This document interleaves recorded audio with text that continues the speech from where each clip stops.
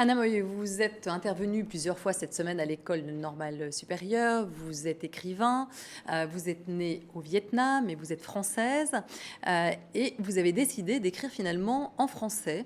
Quelle est la raison de ce choix? Vous savez, au départ, c'était un peu le hasard.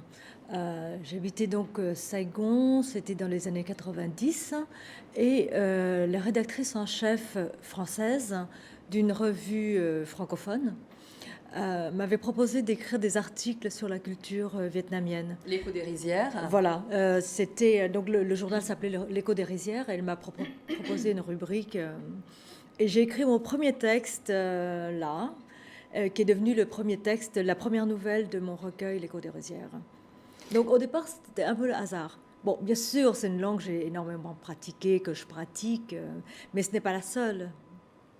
Oui, vous êtes polyglotte, vous parlez, je crois, à peu près 5 langues. Oui. Voilà. Et vous dites finalement que la langue, c'est comme un matériau pour Mhm. l'écrivain, au même titre que le marbre pour le sculpteur ou la peinture pour un peintre. Mhm.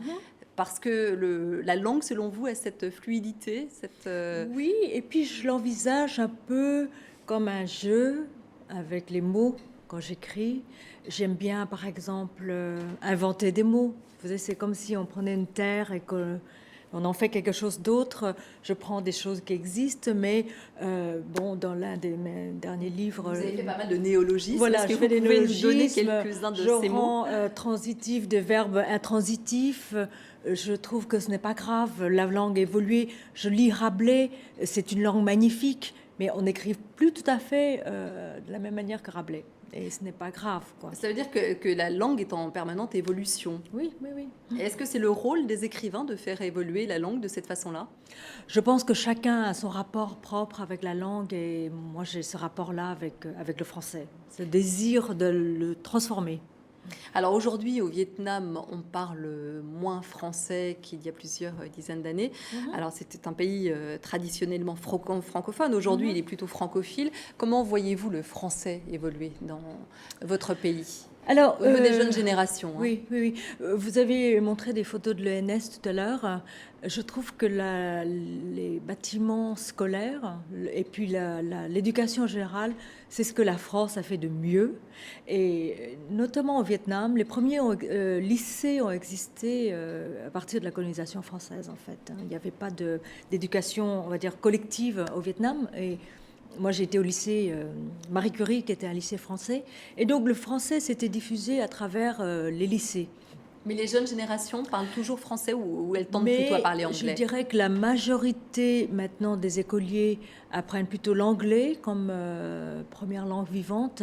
Et ensuite, vous savez, la géopolitique a beaucoup changé ces dernières années. L'émergence de la Chine et puis aussi des pays limitrophes.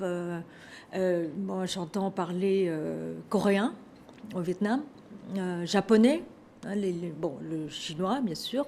Mais voilà, tout d'un coup, ces pays régionaux qui n'existaient pas vraiment en tant que puissance, on va dire, existent maintenant. Et donc, ça se répartit, quoi. Les langues vivantes, bon, l'anglais prime, c'est évident, mais aussi d'autres langues. Alors quel sens donnez-vous en qualité d'écrivain à la francophonie? Ça veut dire quoi pour vous? Ça a un sens très précis. Je vais vous donner un exemple. Récemment, j'ai été contactée par la province d'Alberta au Canada. À ma connaissance, c'est une province anglophone. Cependant, la lettre que j'ai reçue était en français. Et on m'expliquait en français canadien qu'ils souhaitaient utiliser des extraits de mes nouvelles, de l'Écho des rizières d'ailleurs, pour un examen de fin d'année du 12e degré. Alors j'ai compris que c'était 12th grade et donc de terminale. Et donc c'était pour le bac canadien. Les Canadiens de l'Alberta, du Nunavut et des territoires du Nord-Ouest vont plancher sur des nouvelles d'Anna Moy. Et voilà, pour moi c'est ça la francophonie. Merci beaucoup Anna Moy pour cet éclairage donc sur cette semaine de la francophonie. Merci.